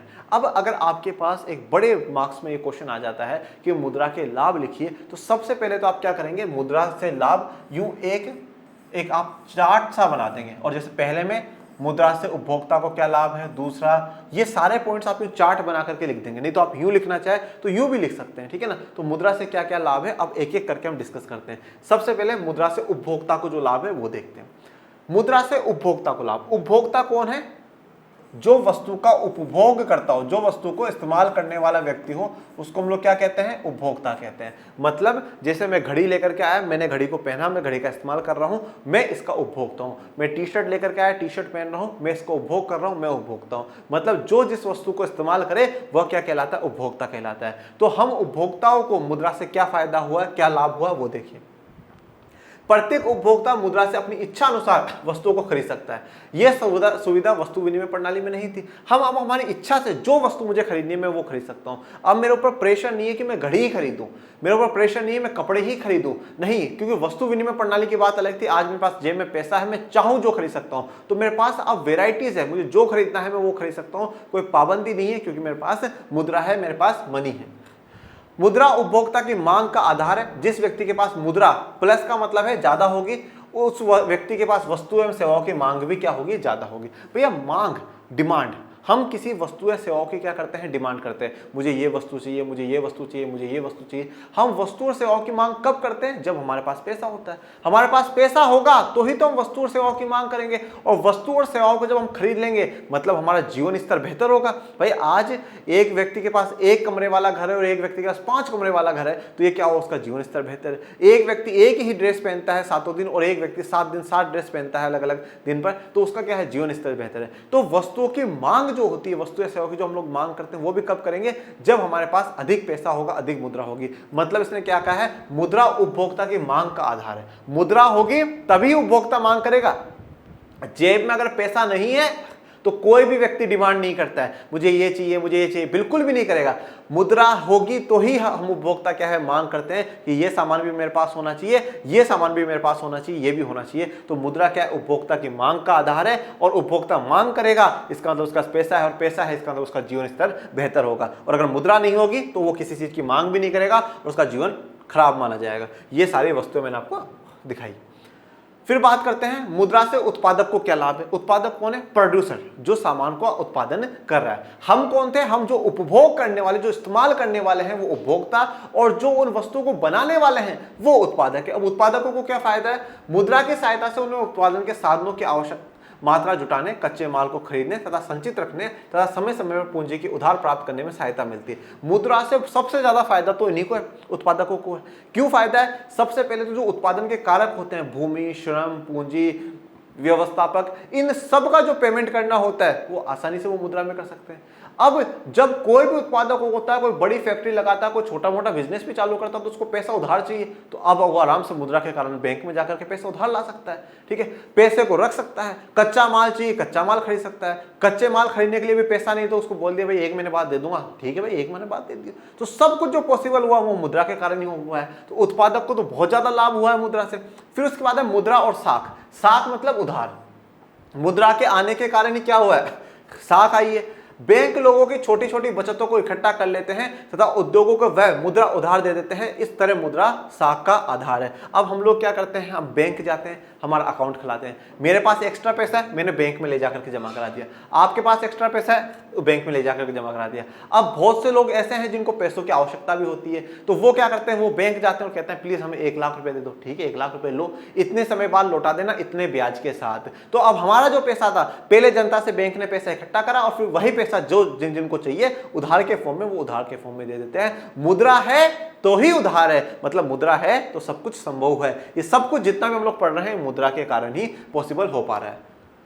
वस्तु विनिमय प्रणाली की कठिनाइयों का निराकरण, सबसे बड़ा काम, सबसे इंपॉर्टेंट काम। जिस काम के लिए हमने मुद्रा को पैदा करा, जिस काम के लिए हमने मुद्रा का आविष्कार करा, वह यही था कि वस्तु विनिमय प्रणाली में जो जो कठिनाइयां आ रही हैं वो सारी दूर हो जानी चाहिए। अगर वस्तु विनिमय प्रणाली की कठिनाइयों को ही दूर ना कर सके तो फिर वो मुद्रा किस काम की। तो वस्तु विनिमय प्रणाली में जो जो कठिनाइयां हम लोग देख रहे थे, दोहरे संयोग का अभाव अब वो नहीं होगा, मूल्य मापक की समस्या अब वो नहीं होगी, मूल्य संचय की समस्या वो नहीं होगी, विभाजन की समस्या वो नहीं होगी, क्रय शक्ति का हस्तांतरण की समस्या वो नहीं होगी। उन सारी समस्याओं को उठा करके मुद्रा ने बाहर फेंक दिया और मुद्रा ने अपनी जगह मार्केट में बना ली। मुद्रा के आविष्कार से वस्तु विनिमय प्रणाली की सारी कठिनाइयां दूर हो गई। अब मुद्रा के कारण विनिमय आसान हो गया है। किसी भी चीज को खरीदना बेचना अब आसान है, आप खरीद सकते हैं। मुद्रा और पूंजी की तरलता। तरलता का मतलब होता है बेटा लिक्विडिटी। तरलता का मतलब होता है लिक्विडिटी। मुद्रा के रूप में पूंजी को किसी भी उपयोग में लगाया जा सकता है। जिस व्यक्ति के पास मुद्रा है वह किसी भी समय अपनी जरूरत की चीजों को खरीद सकता है और अपनी आवश्यकता की संतुष्टि कर सकता है। देखिए तरलता या लिक्विडिटी का मतलब क्या होता है, हम किसी भी चीज को मुद्रा में आसानी से बदल सकते हैं। जैसे आज मेरे पास जमीन है तो मैं जमीन को बेच करके पैसा हाथ में ले सकता हूँ, मुझे घड़ी बेचने में घड़ी बेच करके पैसा हाथ में ले सकता हूँ। तो मुद्रा और तरलता, ये तरलता जो आई है, ये लिक्विडिटी जो हुई है, ये मुद्रा के कारण ही संभव हो पाई कि हम किसी भी चीज को बेच करके पैसा ले सकें और फिर उससे कोई भी सामान, जो भी चीज हमें चाहिए वो हम लोग खरीद सकते हैं। ये बाय एंड सेल वाला फिर से आ गया। मुद्रा और पूंजी की गतिशीलता। ठीक है, मुद्रा के आविष्कार से पूंजी की गतिशीलता में वृद्धि हुई है। अब पूंजी को न केवल एक ही देश में एक स्थान से दूसरे स्थान को भेजा जा सकता है, बल्कि एक देश से दूसरे देश में इसका स्थानांतरण संभव हो सका है। स्थानांतरण का मतलब क्या है? ट्रांसफर। ठीक है, अब हम लोग क्या कर सकते हैं भाई, मेरे पास आज मुद्रा है, ठीक है, मेरे पास आज मुद्रा है और अब तो हम बहुत काफी एडवांस जीवन जी रहे हैं। अब मुझे मान लीजिए मुझे मुंबई में कोई फैक्ट्री खोलनी है। अब मुझे मुंबई जाने के नहीं, मेरे वहां पे एक जानकार है, मैंने उसको पैसा भेजा, भाई वहीं तुम फैक्ट्री के लिए सामान खरीदो, वहीं तुम फैक्ट्री के लिए मशीनें खरीदो। मैंने पैसा भेज दिया तो वो सारा का सारा काम वहां हो गया। तो ये जो मुद्रा जो आविष्कार हुआ, पूंजी की गतिशीलता, वो मैंने ट्रांसफर कर दी कि हाँ भैया आप वहां सब कुछ खरीद लेना, मैं यहाँ से ले लेकर के मशीनें नहीं आऊंगा, मैं यहाँ से कोई पैसों के बैग भर के नहीं लाऊंगा और तुम्हें वहां दूंगा। या मैंने चेक काट दिया 10 लाख का, ये लो भाई 10 लाख का चेक, भाई इस चेक से तू निकलवा लियो पैसे। तो मुद्रा पूंजी की गतिशीलता संभव हो पाई है। बैंकों के साख पत्रों ने तो पूंजी की गतिशीलता में काफी वृद्धि करी है। इसके चलते ही वाणिज्य व्यापार का विकास हो पाया है। ये चेक की तस्वीर आप लोगों के लिए। मुद्रा और पूंजी निर्माण। पूंजी निर्माण का मतलब क्या है? पैसे से पैसा बनता है। जैसे आप बैंकों में देखना, बैंक क्या करते हैं, हमसे पैसा लेते हैं, ठीक है, और हमको थोड़ा सा ब्याज दे देते हैं, और फिर जो उधार मांगने आते हैं उनको पैसा देते हैं पर उनसे ज्यादा ब्याज लेते हैं। तो वो पैसे से पैसा बनाते हैं। खूब पड़ा हुआ पैसा है उसको दे दिया, क्योंकि आपको पता, उनको पता है तुम आओगे तो दे देंगे, थोड़ा बहुत ही तो मांगोगे, कोई दिक्कत नहीं, ठीक है। ज्यादा मांग लिया तो दूसरे बैंक से उधार लेकर के दे देंगे, सिस्टम है, ठीक है, पर पैसे से वो पैसा बना लेते हैं। तो ये जो पूंजी का जो निर्माण हो पाया है, ये भी मुद्रा के कारण संभव है। मुद्रा तरल संपत्ति है, इससे बैंक में जमा कर सुरक्षित रखा जा सकता है और ब्याज भी प्राप्त किया जा सकता है। तो हम आराम से मुद्रा को क्या है, बैंक में जमा कर देंगे और जमा करके हमें एक तो सुरक्षित रहेगा, साथ में ऊपर से हमें ब्याज और मिलेगा कि लो भाई तुमने पैसा यहाँ पे रखा है इसलिए हम आपको एक्स्ट्रा पैसा दे रहे हैं, पैसा लीजिए, एक्स्ट्रा मजे करिए जीवन में। किसी उद्योग धंधों में पूंजी विनियोग, विनियोग का मतलब होता है बेटा निवेश करना, पैसा लगाना। निवेश का अर्थ ये होता है कि हम कोई भी कार्य में जब पैसा खर्च करें तो उसमें रिटर्न की उम्मीद से, मतलब उसमें कुछ एक्स्ट्रा पाने की उम्मीद से हम लोग करते हैं। जैसे आज आपके माता पिता आपको आज पढ़ा रहे हैं, वो आप पे इन्वेस्टमेंट कर रहे हैं, वो आप पे पैसा लगा रहे हैं, किस उम्मीद से कि आप भविष्य में एक बेहतर व्यक्ति बनेंगे, एक अच्छी पोस्ट पे पहुंचेंगे, आप राज्य का और देश का खूब नाम रोशन करेंगे पूरी दुनिया में। तो वो भी क्या कर रहे हैं, विनियोग कर रहे हैं, इन्वेस्टमेंट कर रहे हैं। करके पूंजी निर्माण में अधिक वृद्धि की जा सकती है। इस तरह मुद्रा पूंजी निर्माण का एक अच्छा साधन है। ठीक है, यहाँ पे दीदी को दिखाया है, दीदी पैसों के ऊपर बैठी, पैसा ही पैसा है दीदी के पास। तो अब बात करते हैं मुद्रा और बड़े पैमाने के उद्योग। मुद्रा के होने से आज बड़े बड़े उद्योग स्थापित हो सके तथा बड़े पैमाने पर उत्पादन संभव हो सका है। देखो मुद्रा है तभी क्या है, बड़े बड़े उद्योग लग रहे हैं, क्योंकि हम जो सामान बना रहे हैं उस सामान की वैल्यू हम मुद्रा में तय कर रहे हैं कि अच्छा मैंने अगर 5 फोन बनाए तो मुझे इतना फायदा होगा और 10 बनाए तो इतना फायदा होगा। तो हमें वैल्यू पता है और उस वैल्यू के हिसाब से हम तय कर पा रहे हैं, पहली बात। दूसरी बात क्या है, जो भी लोग काम कर रहे हैं उन सबको मुद्रा में पेमेंट कर देते हैं तो अच्छा काम हो जाता है। तीसरी बात क्या है कि अगर मेरे पास पैसा नहीं है और मैं उद्योग लगाना चाहता हूं तो मुझे बैंक पैसा दे देता है, मुद्रा दे देता है। ये सब कुछ जो संभव हो पाया वो कैसे हो पाया, मुद्रा के कारण ही हो पाया। तो मुद्रा के कारण ही बड़े बड़े पैमाने पे उद्योग लग पाए हैं। मुद्रा और आर्थिक प्रगति। मुद्रा किसी देश की आर्थिक प्रगति का सूचक है। अब देखो भैया मुद्रा क्या है भाई, हम जैसे हम राष्ट्रीय आय पढ़कर के आए हैं चैप्टर 2 में, राष्ट्रीय आय से हम पता लगा रहे हैं कि हाँ भाई आर्थिक सूचक है, वो आर्थिक प्रगति का सूचक है। मतलब जिस देश की राष्ट्रीय आय ज्यादा होगी वो ज्यादा विकसित है और जिन देशों की राष्ट्रीय आय कम होगी वो कम विकसित है, वो विकासशील है। तो यही तो बात यहाँ पे कह रहा है, आर्थिक प्रगति का, इकोनॉमिक प्रोग्रेस का अगर कोई सूचक है तो वो मुद्रा है। हम यही पता लगाते हैं कि भाई उस देश में प्रति व्यक्ति आय कितनी है और इस देश में कितनी इनकी ज्यादा है। ठीक है चलो भैया, तो ये ज्यादा विकसित है। ये देखो बड़े बड़े उद्योगों की तस्वीर मैंने आपको यहाँ पे दिखाई है। अब बात करते हैं मुद्रा और सामाजिक कल्याण। समाज का भला होना बड़ा ही आवश्यक है। मुद्रा द्वारा किसी देश की राष्ट्रीय आय या प्रति व्यक्ति आय की माप होती है। मुद्रा में ही हम लोग क्या करते हैं, नेशनल इनकम का पता लगाते हैं या पर कैपिटा इनकम का पता लगाते हैं। ये दोनों क्या होती है ये हम चैप्टर 2 में बड़े अच्छे से पढ़ चुके हैं, कैसे निकाली जाती है, क्या फॉर्मूला होता है, किन किन प्रकार की होती है, सब जान चुके हैं। मुद्रा द्वारा सामाजिक कल्याण को भी मापा जा सकता है। अब मुद्रा द्वारा सामाजिक कल्याण को कैसे मापा जा सकता है? सामाजिक कल्याण का मतलब क्या है, समाज में जो लोग रह रहे हैं उनका भला होना चाहिए, उनका कल्याण होना चाहिए। मैं आज कहूं कि भाई भारत में 100 लोग रहते हैं और 100 में से 20 लोग गरीब हैं, ठीक है। अब मैं क्या है, 20 लोग गरीब है, गरीब का मतलब क्या है कि उनके पास इतना पैसा भी नहीं कि 2 वक्त की रोटी मिले। मैंने 5 साल बाद देखा कि हाँ भैया अब इन 20 में से 5 तो ऐसे हैं जिनके पास 2 वक्त का अच्छा खाना मिल जाता है।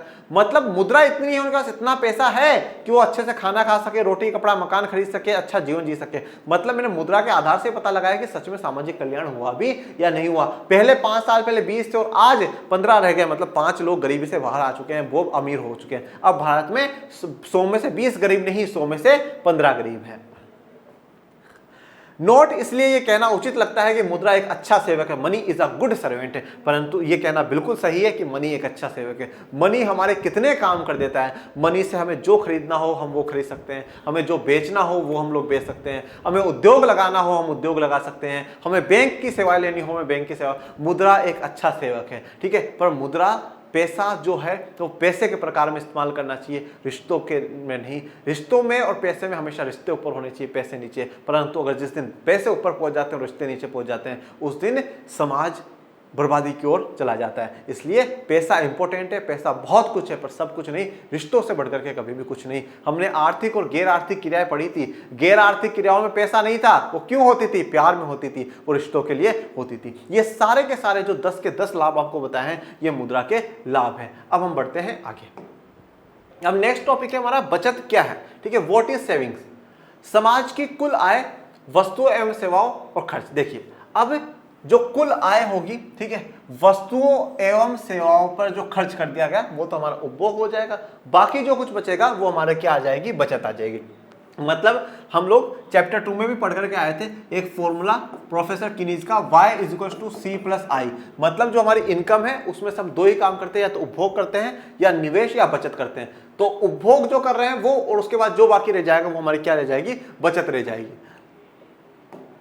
अब वस्तुएं 2 प्रकार की होती है बेटा, एक चालू वस्तु जिनको हम करंट गुड्स बोलते हैं, और दूसरी टिकाऊ वस्तुएं जिन्हें ड्यूरेबल गुड्स कहते हैं। चालू वस्तुएं करंट गुड्स कौन सी होती है? ऐसी वस्तुएं होती है जिनका हम क्षणिक या तत्काल उपभोग करते हैं। मतलब ऐसी वस्तुएं जिनका हम बल जल्दी से, इसी क्षण इसी वक्त हम उनका उपयोग कर लेते हैं, जल्दी से जल्दी हम उनका उपयोग कर लेते हैं, वो करंट गुड्स है। जैसे आप मान लीजिए जो जल्दी खराब हो जाएंगे, जैसे दूध हो गया, सब्जी हो गया, ये ऐसी वस्तु जो जल्दी खराब हो जाएंगी, इसलिए हम उनका जल्दी से उपभोग कर लेते हैं। ऐसी वस्तुओं को क्या कहा जाता है? चालू वस्तु या करंट गुड्स कहा जाता है। दूसरी तरफ होती है टिकाऊ वस्तुएं, नाम से पता चल रहा है टिकाऊ। ऐसी वस्तुएं होती हैं जो उत्पादन के कार्य में प्रयोग की जाती है, उत्पादन के कार्य में प्रयोग की जाती हैं और 1 साल से लंबे समय तक के लिए चले, ऐसी वस्तुओं को हम टिकाऊ वस्तु या ड्यूरेबल गुड्स कहते हैं। जैसे मान लीजिए आपने फर्नीचर खरीदा, अब फर्नीचर ऐसा तो है नहीं कि एक दिन में खराब हो जाएगा, चलेगा आराम से 4 साल 5 साल 10 साल तक, वो क्या है? टिकाऊ वस्तु है। आपने एलईडी खरीदा, आपने एलसीडी खरीदा, वो टिकाऊ वस्तु है। कोई बच्चा फोड़ दे वो बात एक अलग है, मोबाइल टिकाऊ वस्तु है, लंबे समय तक के लिए चल सकती है। तो जो वस्तुएं हम क्षणिक इसी क्षण में इस्तेमाल करना चाहते हैं वो सारी चालू वस्तुएं होती हैं, और जो हम लंबे समय तक इस्तेमाल करके रखना चाहते हैं वो टिकाऊ वस्तुएं होती है। नोट, इस तरह समाज की कुल आय को इन्हीं 2 की तरह की वस्तुओं को खरीदने में खर्च किया जाता है। तो हम लोग 2 प्रकार की वस्तुएं खरीदने में ही क्या खर्चा करते हैं, या तो हम चालू वस्तुएं खरीदते हैं या हम लोग टिकाऊ वस्तुएं खरीदते हैं। इसमें हमारा खर्चा हो जाता है, और जो खर्चा करने के बाद जो कुछ बचता है उसको हम लोग बचत मान लेते हैं। अब उपभोग क्या होता है? कुल आय का वह भाग जो चालू वस्तुओं पर खर्च किया जाता हो। कुल आय का वह भाग जो चालू वस्तुओं पर, मतलब ऐसी वस्तुएं जो हमारे लिए रोजमर्रा में जरूरी है। देखिए थोड़ा सा डिफरेंस और समझिएगा आप। यहां पर क्या कहा है? उत्पादन के कार्य में प्रयोग की जा रही है। अब उत्पादन कौन करेगा? उत्पादक करेगा। तो जनरली टिकाऊ वस्तुएं ज्यादातर जो होता है वो वही खरीदते हैं। यहां पर आप उत्पादन के नजरिए से देखिएगा, उत्पादन में मशीनें हो गई और हो गया, वो सब वही खरीदेगा। आज स्मार्ट बोर्ड है, आज हम उत्पादन कर रहे हैं, वीडियोस बना रहे हैं, हम खरीदेंगे। आप स्मार्ट बोर्ड थोड़ी खरीदोगे। तो उत्पादन के कार्य से, तो उपभोग क्या है? जो चालू वस्तु पे जो पैसा खर्चा करा जाए वह उपभोग कहलाता है। सीधी सी बात, वैसे अगर सीधा कॉन्सेप्ट अगर मैं आपको बताऊं, हम जिन चीजों का इस्तेमाल कर रहे हैं उन पर हम लोग पैसा खर्चा कर दे, वो सारा उपभोग है, वो सारा कंजप्शन पे खर्चा है। फिर बात करते हैं बचत। कुल आय का वह भाग जो टिकाऊ वस्तुओं पर खर्च किया जाता है उसको बचत कहते हैं। इसको बचत क्यों कहा गया सर? खर्च तो कर दिया ना, क्योंकि टिकाऊ वस्तुओं पर खर्चा करना, पहली बात तो उन्होंने क्या बोला? उत्पादन के कार्य में कुछ ना कुछ उत्पादन करने के लिए आप खरीद रहे हो, और उत्पादन करने के लिए खरीद रहे हो इसका मतलब आप पैसा कमाने की सोच रहे हो। और जब हम पैसा कमाने की दृष्टि से अगर कोई काम करते हैं तो उसको हम लोग निवेश कहते हैं बेटा। उसको हम लोग क्या कहते हैं? निवेश कहते हैं। निवेश में मुझे उम्मीद है, मैंने बैंक में 10 लाख रुपए जमा कराए, क्यों कराए? क्योंकि मुझे उम्मीद थी मुझे प्रॉफिट मिलेगा, मुझे ब्याज मिलेगा। वो मेरा क्या था? निवेश था। वो मेरा निवेश था। मैंने 2-3 कुछ, जैसे मान लीजिए एक लेडी है, वो सिलाई मशीन का काम करती है, उसने 5 नई सिलाई मशीनें खरीद ली। और उस पर 5 लोगों को रोजगार दे दिया। क्यों? क्योंकि वो चाहती है कि इन सिलाई मशीन से ज्यादा काम करके वो पैसा कमाए। तो वो निवेश है, वो टिकाऊ वस्तु है। जो टिकाऊ वस्तुओं पे खर्चा किया जाए वो आय बचत है। पर सीधा सा कॉन्सेप्ट हमारा फिर यही कहूंगा, जो पैसा हम उपभोग करने के लिए, ये आप हमारी खुद की नॉर्मल लाइफ को देखिए बेटा, जो पैसा हम लोग खर्चा कर देते हैं वो उपभोग में चला जाता है और जो बाकी बच जाता है वो बचत कहलाती है। सीधा सा कॉन्सेप्ट यही है। परंतु इकोनॉमिक्स में थोड़ा सा ये वाला आपको ध्यान देना होगा। बचत क्या है? आय में से हम उपभोग को माइनस कर देंगे। अब याद करो किनीज का फॉर्मूला y = c + i था या नहीं था? था ना। तो अब मैं ये क्या बोल रहा है कि भैया बचत बताओ, इन्वेस्टमेंट बताओ। तो मैं क्या करूंगा? मैथ्स पढ़ते हो ना, सर जी से पढ़ते हो मैथ्स। तो अब ये c इधर प्लस में, तो इधर क्या हो जाएगा? आके माइनस में हो जाएगा, ये i। तो मेरा जो निवेश है या मेरी बचत है वो क्या बचा? y - c, मतलब आय माइनस से उपभोग। तो आय माइनस उपभोग, इनकम माइनस कंजम्पशन जो मैंने करा है वो मेरी क्या हो जाएगी बेटा? बचत हो जाएगी। अब बात करते हैं बचत के प्रकार। बचत के कितने प्रकार? 2 प्रकार। एक है नगद या संचय बचत, सेविंग इन कैश, और दूसरा है वस्तु संचय, सेविंग इन गुड्स। अब नगद या संचय बचत क्या है? कुल आय का कुछ ऐसा भी अंश होता है जो किसी भी प्रकार की वस्तु पर व्यय नहीं किया जाता, जिसे हम लोग जनरली बचत समझते हैं, जिसको हम सच में बचत समझते हैं कि हाँ भाई ये बचत है। मतलब कुल आय का वह पैसा जिसको हम किसी भी वस्तु को खरीदने पर खर्च ना करें, वो क्या होगा? हमारी बचत होगी, जो हमने पैसों में रखी है। जैसे मान लीजिए मुझे 500 रुपए मिलते हैं, 500 में से मैंने 200 रुपए खर्च कर दिए और 300 का मैंने कुछ भी नहीं खरीदा, वो 300 रुपए मेरी क्या हो जाएंगी? बचत हो जाएंगी। बचत कैसी है? नगद में है, कैश में करी है मैंने बचत, ठीक है ना। मैंने किसी वस्तु को खरीदने में नहीं, वो कैश मैंने बचा करके रखा है। दूसरी तरफ है वस्तु संचय। वस्तु संचय को विनियोग कहा जाता है। और जब हम किसी वस्तु पे पैसा खर्च करते हैं, किस उद्देश्य से? कि हमें कुछ कमा करके देगा, हमें फायदा देगा, उसको हम लोग क्या कहेंगे? वस्तु संचय को विनियोग कहा जाएगा, निवेश कहा जाएगा। जैसे मैं आपको एक उदाहरण देता हूं। आज जैसे मान लीजिए आज मैं हूं, आज मैं 200 रुपए की शर्ट पहनूं या 2500 की शर्ट पहनूं, डजेंट मैटर, कोई फर्क नहीं पड़ता मुझ पर, ठीक है ना, क्योंकि मैं एक टीचर हूं। परंतु एक बात बताओ, यही काम एक कोई बहुत बड़ा एक्टर है, अब वो 2500 की शर्ट पहन करके बाहर जाएगा, एक्टिंग करेगा, तो उसको उसका फायदा मिलेगा। उसकी 2500 की शर्ट खरीदना एक तरीके से निवेश है। मैं मेरी बात करूं, मेरे लिए कोई फायदा नहीं है, मैं 200 की पहन लूंगा तो मुझे तो मेरा शरीर ढकना है। परंतु अगर मैं हूं, मैं 2500 तक की किताबें खरीदूं और मेरा ज्ञान बढ़ाऊं, क्योंकि मैं टीचर हूं, क्योंकि मुझे पता जितना ज्यादा मुझ में ज्ञान होगा मुझे पास उतने ही बड़े से बड़े ऑफर आएंगे, यहां भी पढ़ा दो, यहां भी पढ़ा दो, यहां भी पढ़ा दो। तो वो मैंने क्या करा है? निवेश करा है, वो मैंने विनियोग करा है। फिर बात करते हैं साख क्या है, ठीक है। अब बात कर लेते हैं कि साख क्या है, ठीक है। जो क्रेडिट हम लोग इतनी देर से बात कर रहे थे, मुद्रा और साख, मुद्रा और साख, वो साख की बात हम लोग करते हैं। साख का अर्थ है विश्वास या भरोसा। देखिए सच में अगर हम बात करें, साख का मतलब क्या होता है? विश्वास या भरोसा होता है। अगर आप 11वीं-12वीं में कॉमर्स पढ़ेंगे ना, तो एक शब्द का प्रयोग होता है गुडविल, जिसे कहा जाता है। क्या कहा जाता है? गुडविल कहा जाता है। गुडविल का मतलब ही है कि मार्केट में आपका साख कैसी है, मतलब आप पर कितने लोगों को विश्वास है। तो साख का अर्थ विश्वास या भरोसा होता है कि हम उस व्यक्ति पे कितना विश्वास या कितना भरोसा करते हैं। अब विश्वास और भरोसा कैसे बनता है? हमारे कर्मों से बनता है। हमारा कर्म कैसा है, ठीक है, हम कैसे व्यक्ति हैं। अब जैसे मान लो एक व्यक्ति खूब पैसे कमाता है, परंतु वो शराब पीता है, वो सारे दिन इधर उधर घूमता है, उसका चरित्र ठीक नहीं है, वो व्यक्ति ठीक नहीं है। वो कभी मेरे पास आ जाए, बोले यार सर जी 5000 रुपये उधार दे दो, आज कदे नहीं दूंगा, क्योंकि विश्वास नहीं है मुझे उस पर। कभी कहीं दारू पी करके मर गया तो ठीक है, और कहीं पे पड़ा रह गया तो, भूल गया तो, कब दिए सर जी आपने मुझे 5000 रुपये, तो ऐसे व्यक्ति को नहीं दिया जाता। विश्वास होना बहुत जरूरी है। और एक छोटी सी सीख मैं आपको देता हूं, वैसे वन शॉट में, फालतू बात नहीं, पर छोटी सी सीख देता हूं। जिंदगी में प्यार करने वाले मिले, अगर वो कम हो जाए कोई चिंता वाली बात नहीं है, नफरत करने वाले बढ़ जाए कोई चिंता वाली बात नहीं, पर जो विश्वास करते हैं ना, उनका विश्वास मत टूटने देना। क्योंकि प्यार करने वाले फिर प्यार करने लग जाएंगे, नफरत करने वाले भी हमसे प्यार करने लग जाएंगे, परंतु जिस दिन विश्वास करने वालों का विश्वास टूट गया ना बेटा, उस दिन कुछ भी नहीं बचेगा। वापस विश्वास नहीं पैदा होता, विश्वास एक बार ही पैदा होता है। विश्वास पे खड़े रहिए, अपने माँ बाप के, अपने गुरुजनों के, इस राष्ट्र के, कि आप कुछ अच्छा ही करेंगे। साख का अर्थ विश्वास या भरोसा है। जिस व्यक्ति पर जितना अधिक विश्वास या भरोसा किया जा सकता है उसकी साख उतनी ही अधिक होगी। अब जिस पर जितना ज्यादा विश्वास कर सकते हैं, जितना ज्यादा भरोसा कर सकते हैं, मतलब उसे हम उतना ही बेहतर व्यक्ति मानेंगे, हम उसको उतना ही अच्छा व्यक्ति मानेंगे। और जितना बेहतर, जितना अच्छा व्यक्ति होगा, हम उसको आराम से पैसा भी उधार दे सकते हैं। अब आप लोग ये सोच सकते हो कि सर साख को उधार से क्यों जोड़ा गया? साख एक अलग टर्म है, उधार और ऋण एक अलग टर्म है। तो उधार और साख को क्यों जोड़ा गया? क्योंकि मुझे जिस पर जितना भरोसा होगा, मुझे जिस पर जितना विश्वास होगा, मैं उसको उतना ही उधार दे सकता हूं। कम भरोसा होगा तो कम दूंगा, बिल्कुल ही नहीं होगा तो बिल्कुल ही उधार नहीं दूंगा, और ज्यादा भरोसा होगा तो मैं ज्यादा उसको उधार दे सकता हूं, लाख, 2 लाख, 4 लाख, 5 लाख। अर्थशास्त्र, साख का मतलब ऋण लौटाने या भुगतान करने की क्षमता में विश्वास होता है। ये हमारी आम भाषा है कि साख है, ठीक है। बहुत सी बार कहा जाता है इस व्यक्ति की बहुत अच्छी साख है, मतलब इस पर काफी लोगों को विश्वास है, इसका इमेज, इसके जो चरित्र है ना मार्केट में, वो बहुत बढ़िया है। पर अर्थशास्त्र में क्या है? ऋण लौटाने या भुगतान करने की क्षमता से, कि हमारे ऋण लौटाने की क्षमता कितनी है। हम क्या ऋण लौटा सकते हैं? अगर मैंने 50,000 रुपए लिए हैं तो क्या वो मैं लौटा दूंगा? मैंने 10,000 रुपए लिए हैं तो क्या वो मेरे में लौटाने की क्षमता है? अब लौटाने की क्षमता कैसे पता चलेगी? मैं क्या काम करता हूं, महीने के कितने कमाता हूं, मेरे महीने में खर्चे कितने हैं। कमाने से क्या होता है? अगर खर्चे ज्यादा होंगे तो आपका तो सारा का सारा पैसा ही चला जाएगा, तो फिर आप लौटाओगे कैसे? तो ये देखा जाता है। इसी विश्वास के आधार पर एक व्यक्ति या संस्था दूसरे व्यक्ति या संस्था को उधार देता है, और इसी के आधार पर, इसी विश्वास के आधार पर, इसी चुकाने की क्षमता के आधार पर एक व्यक्ति दूसरे व्यक्ति को उधार देता है, एक संस्था दूसरे संस्था को उधार दे देती है। अब साख में 2 पक्ष होते हैं, ठीक है, 2 लोग होते हैं साख में। एक होता है ऋणदाता, ऋण का मतलब उधार, और दाता कौन है? देने वाला, तो जो उधार दे रहा है। और ऋणी, जो ऋणी हो गया, जैसे आपने सुना होगा कि भगवंत मैं आपका जीवन भर के लिए ऋणी हो गया, आपने मुझ पर जो ये ऋण करा है मैं आपके जीवन भर ऋणी हो गया, ठीक है। हम मतलब उनके ऋणी हो जाते हैं। तो ऋणदाता जो पैसा उधार दे रहा है वो, और ऋणी जो लेने वाला है वह।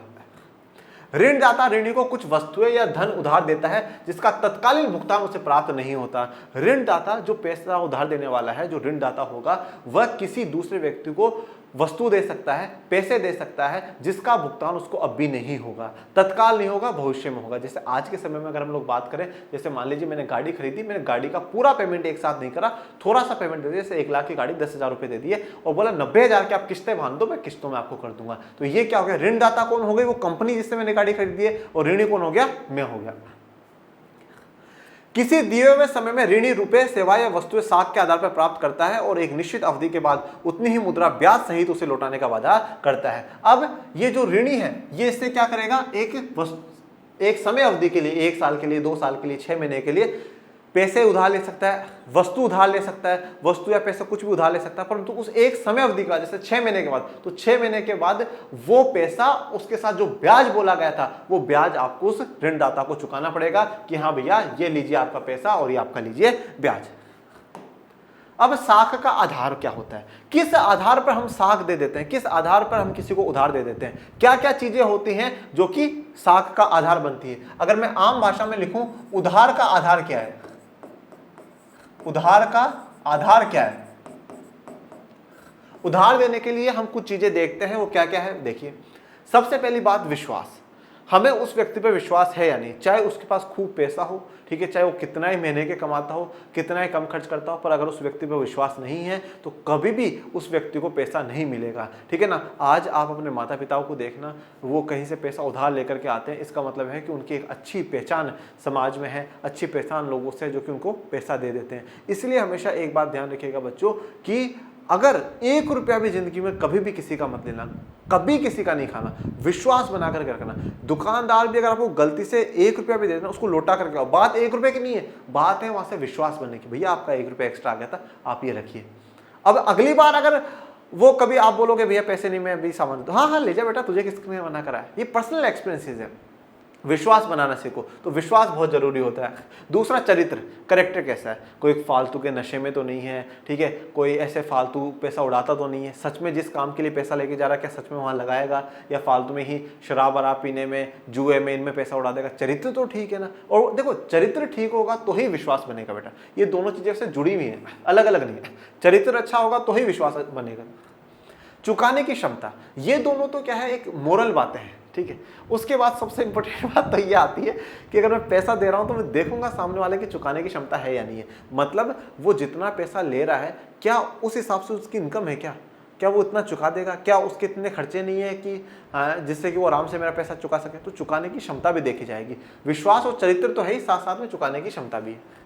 पूंजी एवं संपत्ति, कैपिटल एंड वेल्थ, ठीक है, उसके पास कितनी पूंजी है, कितनी संपत्ति है। कुछ चीजें क्या होता है, पूंजी या संपत्ति में से हम गिरवी भी रखवाते हैं। जब कोई व्यक्ति किसी के पास उधार लेने जाता है तो वो बोलता है 1 लाख रुपए दे दो। बोले हाँ 1 लाख रुपए तो ले जाए यार, पर कुछ चीज गिरवी रखा। तो बोले ये लो, ये सोने चांदी के जेवर हैं, इनकी आज के दौर में ही, मौजूदा दौर में 1.25 लाख कीमत है। अगर मैं 1 लाख नहीं चुका पाऊँ तो आप उनको बेच करके ले लेना। तो कुछ पूंजी और संपत्ति भी देखी जाती है। ऋण की अवधि सबसे इंपॉर्टेंट बात है। ऋण की अवधि कितने समय तक के लिए चाहिए भैया उधार? 6 महीने, साल भर, 2 साल, 5 साल, 4 साल, कब तक के लिए चाहिए वो बता।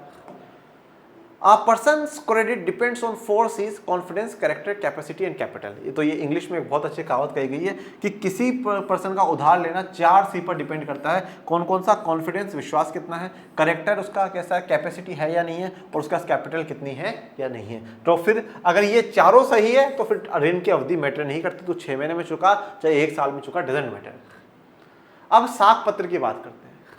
साख पत्र उन साधनों से है जिनका उपयोग साख मुद्रा के रूप में किया जाता है। ठीक है, अब साख पत्र में जैसे क्या हो जाएगा, चेक आ जाएगा, हुंडी आ जाएगी। ये क्या है? साख पत्र है, ये क्रेडिट पेपर है। हम जो उधार लेने के लिए हम क्या कर रहे हैं, पत्र का या पेपर का इस्तेमाल कर रहे हैं, जिनको हम लोग साख मुद्रा भी कहते हैं।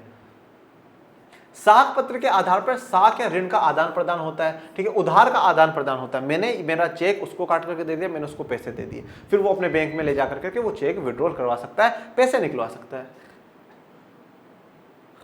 मुद्रा कानूनी ग्रह, लीगल टेंडर होते हैं, जबकि साख पत्रों की कानूनी मान्यता प्राप्त नहीं रहती है। देखो बेटा, अब ये बहुत इंपॉर्टेंट बात है, सच में बहुत बहुत वेरी वेरी इंपॉर्टेंट बात है। मुद्रा जो है ना वो कानूनी ग्रह है, लीगल टेंडर है। आज आपके पास 500 का, 1000 का, 20 का, 10 का जो नोट अभी चल रहे हैं, हाल फिलहाल जो चल रहे हैं, उन सभी नोट लीगल टेंडर है, सरकार के द्वारा चलाए गए। चेक कोई सरकार के द्वारा नहीं चलाया गया, ये बैंकों की देन है। बैंकों ने अपने सिस्टम को आसान बनाने के लिए और लोगों को अच्छी सुविधाएं देने के लिए ऐसे सिस्टम चलाएं। बाकी इनमें कोई सरकार की गारंटी नहीं है। कोई चेक वेक नहीं माने, आप उस पर दबाव नहीं डाल सकते कि नहीं चेक को तुझे मानना पड़ेगा, मान चेक में ही दूंगा, नहीं, दबाव नहीं बना सकते। कि पर हाँ, मुद्रा के लिए बना सकते थे भाई, क्यों नहीं लेगा? ये 500 का नोट क्यों नहीं ले रहा? चल रहा है, सरकार ने चलाया भाई, देख भारतीय रिजर्व बैंक लिखा हुआ है, नोट पे साइन है गवर्नर के, देख तो सही, कहाँ जी रहा है तू? मुद्रा के लिए विधि ग्रह है, परंतु इन साख पत्रों के लिए विधि ग्रह नहीं है, ये कानूनी मान्यता प्राप्त नहीं है। ठीक है, पर फिर भी सिस्टम में ये अब अडेप्ट हो चुके हैं, सिस्टम में चलते हैं, तो इसमें कोई अपनाने में डरने वाली बात भी नहीं है। नोट साख पत्रों के लेन देन के कार्य में स्वीकार करने के लिए किसी को भी बाध्य नहीं किया जा सकता। तो यही बात मैंने आपको कही, मुद्रा के लिए आप बाध्य कर सकते हो कि नहीं भाई पेमेंट ले ले, ये 500 का नोट ही है मेरे पास, सरकार चला रही, तुझे क्या परेशानी हो रही है। पर साख पत्रों के लिए आप किसी पर दबाव नहीं बना सकते कि मैं चेक ही दूंगा भाई, नहीं चाहिए, नहीं मुझे चेक कानूनी रूप से लीगल नहीं है। चेक सरकार ने थोड़ी चलाया भाई, सरकार का कहीं गवर्नर का साइन होता है क्या? ये तो हम बैंकों ने, अलग अलग बैंकों के आते हैं, तो ये बैंकों की आसानी के लिए चला रखा है। ठीक है, आप उसको किसी को बाध्य नहीं कर सकते। अब साख पत्र के प्रकार जान लेते हैं कि साख पत्र कितने प्रकार के होते हैं। एक होता है चेक, एक होता है बैंक ड्राफ्ट, यात्री चेक, प्रतिज्ञा पत्र, विनिमय बिल, हुंडी और पुस्तकीय साख और साख प्रमाण पत्र, ट्रस्ट, ये ट्रस्ट को दर्शाया गया। चलिए अब बात करते हैं चेक की। चेक सबसे अधिक प्रचलित साख पत्र है। तो सबसे ज्यादा अगर कोई फेमस हो जो आम भाषा में इस्तेमाल किया जाता है वो क्या है? चेक है। चेक एक प्रकार का लिखित आदेश है। अब आपसे चेक की अगर डेफिनेशन पूछ ली जाए, एक प्रकार का लिखित आदेश है जो बैंक में रुपए जमा करने वाला अपने बैंक को देता है, उसमें लिखित रकम जमा लिखित व्यक्ति को दे देता है। जैसे देखिए यहाँ पे लिखा हुआ है कि पे किसको करना है, पे करने वाले का नाम लिखा हुआ है, कितने रुपए पे करने हैं, ये अमाउंट यहाँ पे इंग्लिश में और यहाँ पे वर्ड्स में लिखा हुआ है। ठीक है, और फिर यहाँ पे जिस व्यक्ति का अकाउंट है, जैसे मान लीजिए XYZ है, ये मेरे बैंक का नाम है और यहाँ पे ये चेक मेरी चेक बुक है, मैंने यहाँ पे साइन कर दिए। ठीक है, और ये बोला है कि इस व्यक्ति को मेरे बैंक से इतने पैसे निकाल करके दे दे।